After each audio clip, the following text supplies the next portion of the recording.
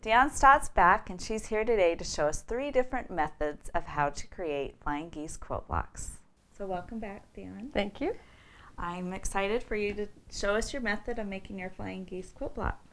Today's lesson will finish up our sampler. We've got 7 blocks that we've made, and we'll focus on just the last 2 using these flying geese units. Okay. And you might ask what a flying geese unit is. They're usually one large triangle with 2 small triangles on the side. And usually you piece them with more than one. Yes, and so they're repetitive. Right. Kind of like a flock of birds. Gaggle of geese, or yeah. Yeah. Exactly. Okay, so there are a bunch of fun, really fun, quick, different ways to make this unit.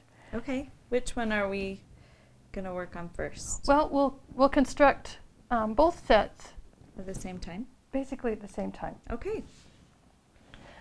So one way that you could make a flying goose unit is to start with a half square triangle. Let's see if I can cover this up. And sew 2 of those together to make a flying geese. We won't do that today. Another way to do it is to start with a rectangle and then stitch 2 squares to it. And that's a pretty simple way to make one unit at a time. So let's start with that method. Draw a diagonal line from point to point on both of the smaller squares. Just right down the middle. That's where you need our little ruler for it, isn't it? Line that up. See if we can make a full mark. There we go. Okay, and then we'll put that on. This stitch and flip method is a really quick way to add a triangle to a corner of any unit. So we'll stitch this first, we'll clip it off, press it, then we'll add the other one to the other side. Okay. Okay. Do one at a time. Okay, we've got one side sewed. Okay, so we'll press that, trim that off, and press it open, and then add the other one to the other side. Stitch it up and do the same. Okay. Okay.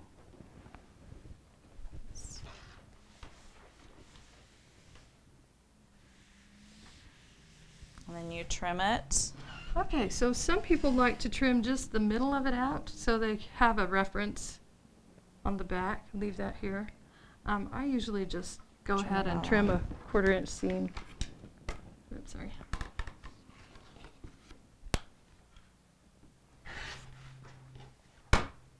And then just repress. Okay. Okay. Then add that one to it and stitch it and do the same. Right. Let's go stitch. Okay. So we just finished this one. We just need to iron it. Right. Press it. Or clip it and then iron it.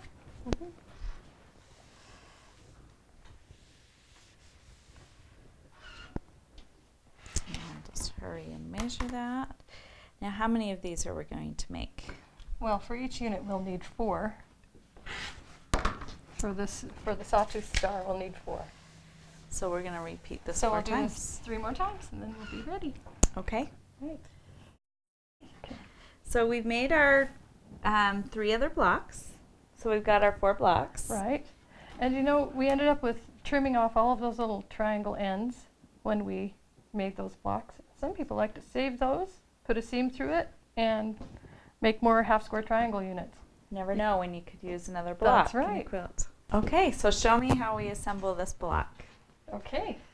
We've got these, the base pieces all lined out in our UFO to go package. And here. I love that you made this for me. Yeah. We're going to show how to make it so you can make your own at home, but this is a fabulous item that you can bring all your quilt blocks with you. That's right. Okay, so for this one, it's called the Sawtooth Star.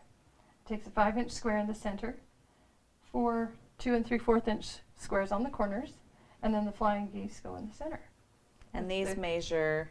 These are 2 3/4 by 5 inches. And look at that. We're just putting our star together, aren't we? Look how cute that is. Now you can experiment a little. See the star? Yeah. You can experiment a little if you put these the opposite way. You created a whole new square in a square kind of a block, Yeah, how a new little look. mosaic tile. Oh, that's nice. Just have fun with it. But for today, we'll make a star. And then we'll stitch it together just as we've done a regular 9 patch. With our chain Chain piecing. piecing. So